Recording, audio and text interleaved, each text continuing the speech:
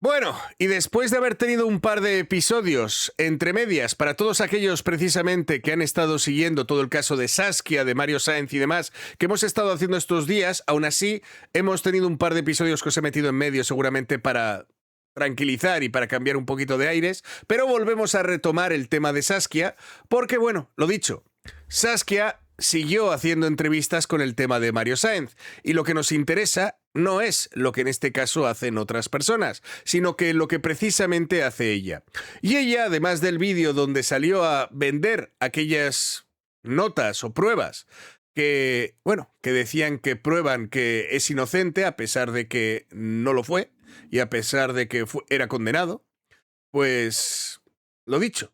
En este caso ella decía que sí, que había pruebas que todo el mundo sabía que eran exculpatorias, nunca se presentaron, por lo que sea. Ahora vamos a ver una especie de entrevista en la que tuvieron ella y Eric Rauda. Y os adelanto una cosa. Os adelanto una cosa para todos aquellos que están siguiendo mi canal, tanto en Egún Pasa como en Egún Pasa Plus. En los últimos días me he puesto a investigar mucho más de este caso. Porque me llega mucha gente de los de que también, por ejemplo, Eric Rauda se puso a defender a Mario Sáenz y volver a publicar esa entrevista y empezar a atacar al otro doctorante que estuvo por aquí, Marco Rosales, a pesar de que Marco Rosales dijo que él no le contestaría ni atacaría a otro compañero de profesión, pero este señor sí. Simplemente lo que hacía es que la gente pudiera pensar y analizar por sí misma, algo que por lo que veo los seguidores de Rauda no deben hacer mucho.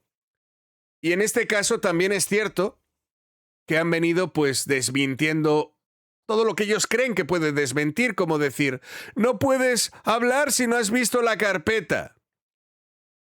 Y es como Rauda estaba hablando todo este tiempo y no llevaba ni siquiera el caso. Rauda dice que puso el amparo, que se tardó 1 año, y él simplemente estaba como asesor externo, pero ni siquiera veía ni se... dicho por él en este caso. Y lo peor de todo es que cuando ya me vienen a decir que nosotros mentimos, que nosotros manipulamos, que las víctimas, como los padres, también están contando mentiras de lo que pasa en el interior, solamente Rauda es el que dice la verdad a pesar de que se contradice en más de una ocasión y visto por mí y por todos los que me siguen, porque pueden ver las dos versiones de Rauda. Podemos ver cómo se han inventado personas que dicen haber contratado a Frida y a la familia, a la cual han metido en este entierro con mentiras de personas directamente que no salieron a demostrar nada, que decían que tenían en el Facebook todas las pruebas y cerraron todos sus Facebook, que decían que en este caso daban clases también de grafología y las cerraron en cuando les pillamos, que decían que eran, bueno, peritos contratados, cuando nunca han contratado un perito porque la propia fiscalía hace su investigación. Entonces, ¿qué perito necesitan ellos para demostrar el qué si ni siquiera puede acceder al sitio como si acceden los de la fiscalía? Entonces, como que no tenía mucho sentido y llevo escuchando, pues como digo, falsedad, mentiras, cambios de versiones y muchas historias que me gustaría contrastar.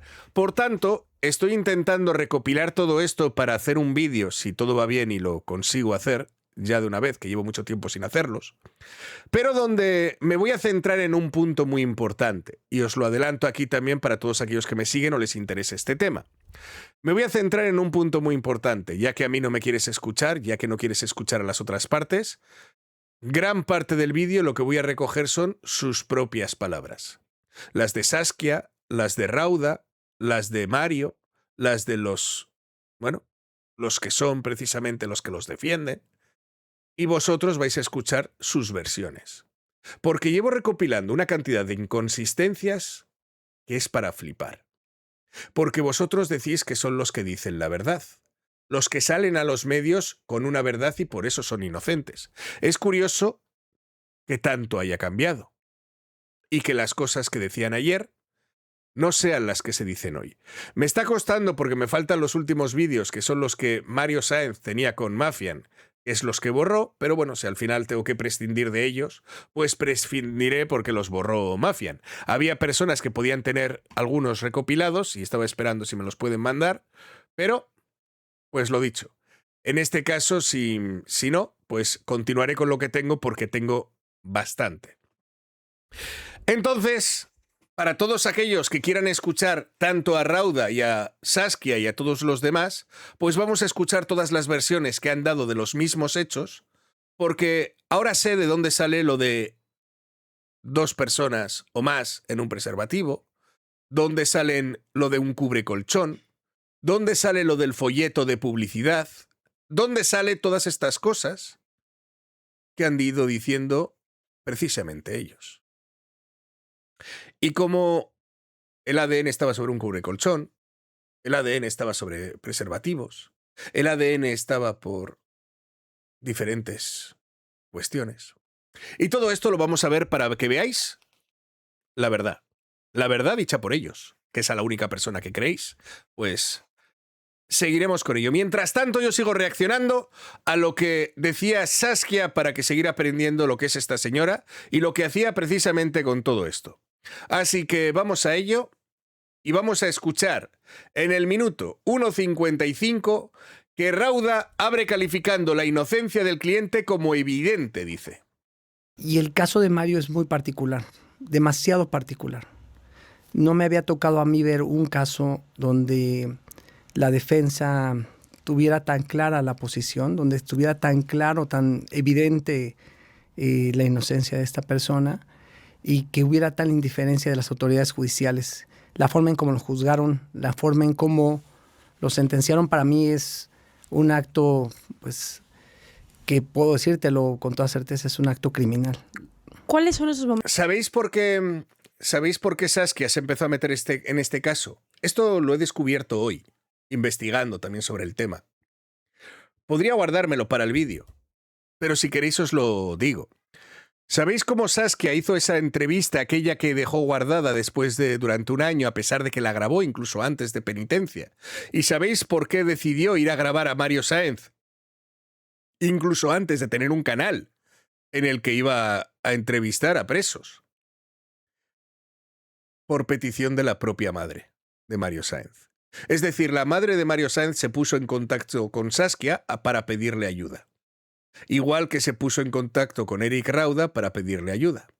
Cuando luego hablamos de tener influencias, de tener contactos y de tener historias, qué curioso que es la madre la que consigue que Saskia, antes de tener un programa, ya grabe un programa para su hijo y consiga que el abogado venga a defenderle. Pero recordar una cosa, este abogado es abogado defensor.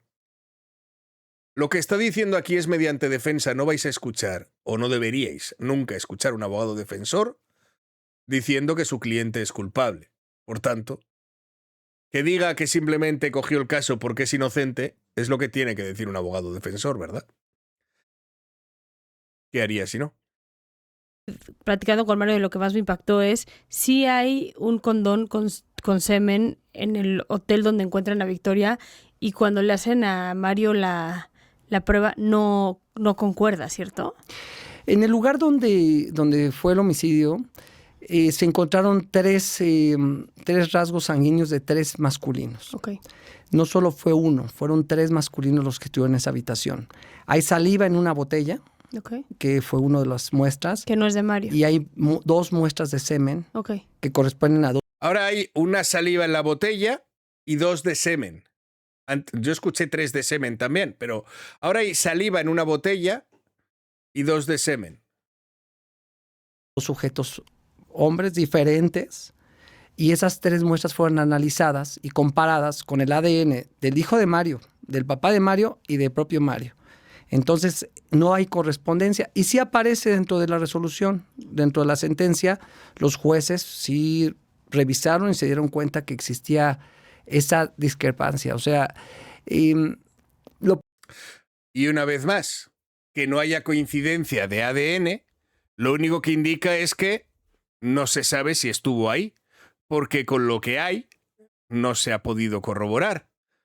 La diferencia es que sí que se le ha condenado porque había otras pruebas, pero insistir tanto en lo del ADN es simplemente porque saben que ahí no hay nada. Es decir, es coger una prueba de la que saben que no hay nada y repetirla y repetirla. Como no hay esta, no hay nada. No implica que haya otras, que son las que ha llevado precisamente a su condena. Pero seguimos insistiendo en no hay nada, porque no hay ADN. Como si fuéramos tontos y no supiéramos que se puede condenar a personas sin ADN. Como si no hubiera miles de casos, millones de casos por el mundo, pero estos señores dicen que sin ADN no se puede. Lo que sea. Me lo vas a pasar absolviendo a todo mundo. Entonces, mira, pues juguemos a que yo soy el juez y que tú me traes las pruebas y que yo fundamento la sentencia. Entonces es una simulación brutal y dolorosa porque al final, pues todos podemos estar expuestos a esto. O sea, a que dos testigos digan que pasó algo así y es gravísimo. O uno, como dices, ni siquiera dos, uno. Hay algo mencionaste que creo que es importante, que es que crees que los dos magistrados que condenaron a Mario, no el tercero, pero los primeros dos, lo condenaron y dijiste ni siquiera por el peso mediático. La realidad es que en este país, y yo creo que tú lo sabes muy bien porque te has metido en casos un poco visibles, por decirlo de alguna manera, y quiero decirte... Qué raro, se ha metido siempre en casos visibles. Oye, ¿dónde está la frase que yo buscaba? No es aquí. Dame un segundito y voy más para atrás.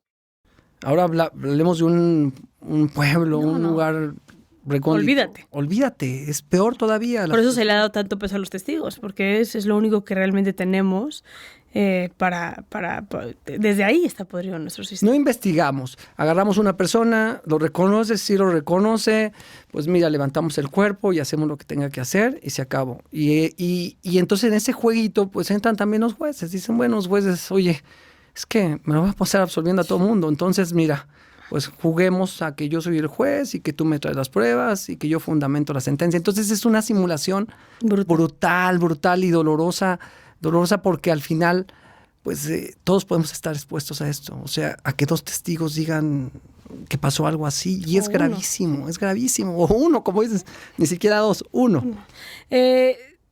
Hay algo mencionaste que creo que es importante, que es... No sé por qué me sale este minuto, porque la explicación era aquí. No era ahí. Era esta, perdón. Lo absolvió de una situación así. Y este juez, la verdad, con una gran responsabilidad y una gran conciencia, lo absolvió a Mario. Pero utilizamos un sistema de juzgamiento de 3. Y si decimos que son mayoría, 2 dijeron que era culpable, 1 dijo que era inocente, 1 lo absolvió y dio una explicación de 150 páginas explicando por qué Mario era inocente. Ay, 1 ha dado una explicación de 150 páginas, ¿por qué no? Pero se le olvida a los otros 2, más el previo que dijeron que sí, que era condenable. Y lo que se le olvida también a este señor recalcar es que por mucho que una diga que no y por mucho que haga 300 o 3 millones de páginas absolviéndolo, la diferencia está en que el sistema judicial es por mayoría, no es por el voto unitario ni por el voto unánime. Por tanto, el intentar centrarse en que uno dudó o uno explicó por qué dudaba, mientras 3, el del primer juicio y los otros 2, lo condenaron, pues es simplemente agarrarse a los clavos ardiendo, que saben que el sistema judicial aún así ratifica y valida que esa condena es justa y válida, porque otros 2 confirmaron que así fuera. Y que una sentencia precisamente de un tribunal supremo y superior de un país, como por ejemplo España, a veces son 5 jueces y 3 dicen que sí y 2 te dicen que no. Y aún así se te condena igual. Es decir, que para eso se hace precisamente con diferentes jueces. Para que sea una mayoría la que convenzcas de que realmente hay pruebas más que suficientes y fuera de toda duda razonable, y a la mayoría de esas personas se le condenó.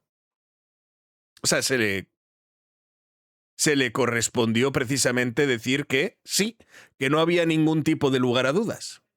Por tanto, aferrarnos en que haya uno como si la justicia no funcionara así y eso no cambiara el hecho, pues es simplemente una jugada más de este señor para intentar, pues, tirar. No sé por qué me saltó tanto, tío, al 43 ahora dice. ¿Estarán bien los números? Es que veo aquí unos picos.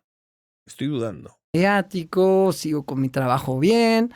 Y al final, si es inocente, pues que le dé la justicia el de arriba, ¿no? Mi superior. Ese es el punto, que votan el asunto hasta el final para que sea el colegiado, los magistrados federales, pues que nos liberen y sean al final los malos. ¿Después de cuánto? ¿Después de cuánto tiempo? 15, 10 años. Este asunto lleva 5 años, 6 años. Y aún así, dicen que cada vez que lo han ratificado, han intentado poner porque es inocente, le han dicho que no. Le han dicho que lo siento, pero no. Por mucho que lo único que dice es que los jueces no hacen su trabajo, yo sí, y simplemente el sistema funciona tan mal que, bueno, pues que Mario es culpable. Si todos tiráramos de que todo funciona tan mal y Mario es culpable, pues ya sabemos. Corrupto. Entonces la absolución está asociada a la corrupción. Pero condenar a una persona a 45 años sin pruebas objetivas... Dime si eso no es corrupción. Eso no está asociado a la corrupción, eso es justicia. Imagínate. Una vez más, sin pruebas objetivas. No solamente hay pruebas, hay indicios y hay testimonios. ¿No será mucho más corrupto, digo yo, crear un falso discurso para intentar manipular a la audiencia y que la audiencia cree presión mediática sobre unos jueces que deberían estar libres de toda presión mediática? Pregunto. Y ese es el concepto que tenemos que cambiar. O sea, la gente que nos está escuchando tiene que entender que cuando se absuelve también se está haciendo justicia, que no, la absolución no necesariamente es corrupción. No, y aparte... Claro, si absuelves es justicia, pero si juzgas y condenas no es justicia. Qué discurso más interesado, ¿no? O sea, si lo absuelves también es justicia. Hombre, claro. A las personas inocentes se les absuelve, a las que no y a las que se prueba su condena sin ninguna duda razonable, pues no. ¿Verdad? Seguimos al minuto 49:12.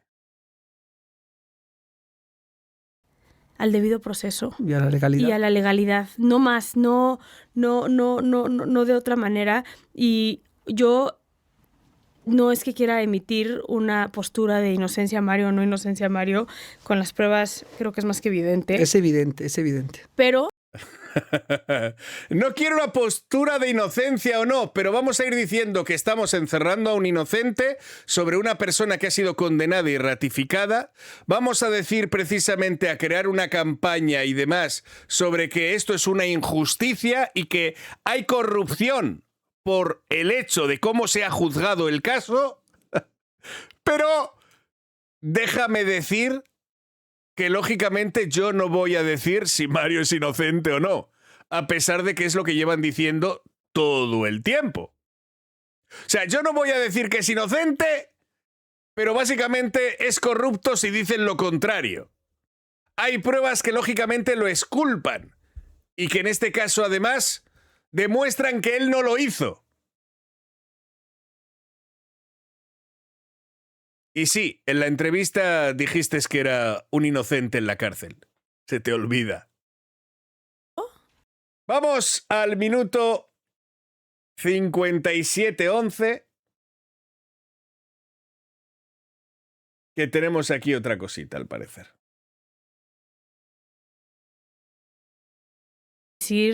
Me quiero dormir tranquilo sabiendo que si estoy del lado de las víctimas, si metí a alguien a la cárcel es porque sé que se integró un expediente lo suficientemente para garantizarle a mi cliente que a quien metimos a la cárcel fue la persona. Sí, yo no me voy a llevar eso a mi cabeza, a mi casa, con mi hija. Yo no me voy a llevar eso a mi conciencia. Claro. Entonces, es lo mismo que yo le mando el mensaje a la familia de Victoria. Una prueba más. Denme una prueba más, familia de Victoria. Una prueba más de que Mario lo hizo. Una. ¿Y por qué no dices tú una prueba más de la inocencia? Para que demuestre que no lo hizo, debido a que las que hay ya le han condenado suficiente. ¿Por qué necesita una más? La cosa es que les pide algo más para que él se quede a gusto. Pero sin embargo, los jueces que revisaron y que juzgaron se quedaron a gusto. El fiscal que llevó el caso lo defendía quedándose a gusto. Qué curioso que solamente decía que en este caso lo mismo, ¿no? Quiero ver esta parte porque yo no sé de dónde sale esto.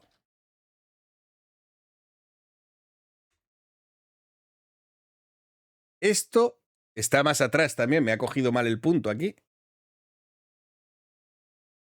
Un segundito, porque esto... Perdón. Es tan sencillo como encontrar a las personas Aparte, responsables saben quién fue, ¿no? y compararlos. Digo, yo Saben sé que no lo perfectamente quién podemos fue. decir, pero yo he visto fotos. Saben quién fue. Saben quién fue. ¿Y esto qué os parece? ¿Por qué dice Saskia que ella ha visto fotos y que saben quién fue? ¿Por qué lo saben ellos y no la fiscalía? ¿Por qué lo saben ellos y no lo sabe el juez? ¿Por qué Saskia ha visto las fotos de quién fue? Saben quién fue. Entonces, mira, tan sencillo. Rauda también dice que todo el mundo sabe quién fue, a pesar de que ahora decía que eran varios hombres o que fue un hombre delgado con tez que veíamos en los otros vídeos, ¿recordáis? Y ahora tienen muy claro quién fue.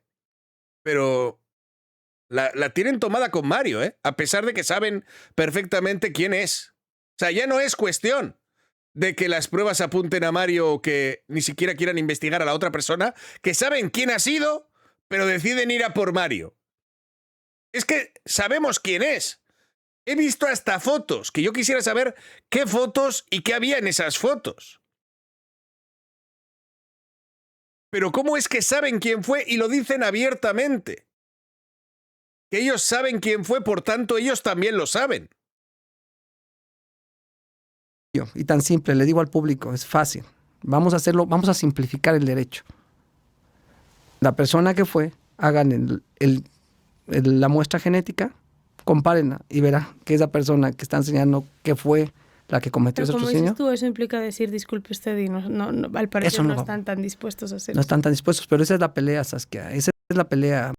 El problema es que saben quién fue, pero a ese no le piden el ADN y por tanto no coincide porque no se lo quieren pedir. Claro, si no, el problema es que tendrían que pedir disculpas y no les gusta pedir disculpas a la fiscalía, prefieren encerrar inocentes a pedir disculpas.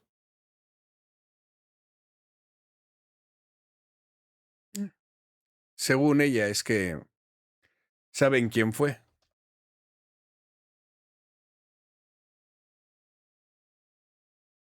Y luego una cosa que dicen aquí también que es muy interesante.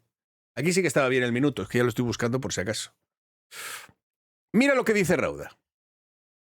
Que si eran novios, es totalmente indiferente. O sea, si eran novios o no eran novios, es lo mismo. Claro. La misma situación. Eso no es el problema. Que si Ay, Rauda argumenta que decir si son novios y no son novios porque él insistía que no eran pareja, que eran simples amigos y que esto es irrelevante para el caso. Pero, según me dice aquí, según el Código Penal Federal de México en el artículo 325, lo que diría es que el propio Código Federal, los códigos estatales equivalentes, incluyen entre las circunstancias que constituyen las razones de género para calificar un homicidio como feminicidio. Y precisamente la existencia de una relación sentimental, afectiva, de confianza, entre la víctima y el agresor. Es decir, que la naturaleza del vínculo no es indiferente en términos legales. Es uno de los elementos que la Fiscalía puede usar para sostener la calificación del delito. Básicamente, Rauda está diciendo que esto daría igual. Pero este es uno de los motivos por los que se llama feminicidio y se le juzga por feminicidio, porque había una relación sentimental con él. Pero por lo que sea, esto a Rauda no le importa o no le interesa. Curiosamente. Ya no es que si son novios y no son novios, ¿eso qué más da? Bueno, pues si no daría lo mismo, sería un homicidio y no un feminicidio, por lo que dicen. Cambiaría el delito, se estaría juzgando mal, y por tanto podrían también anular dicha condena por no ser el cargo correcto, por no tener relación.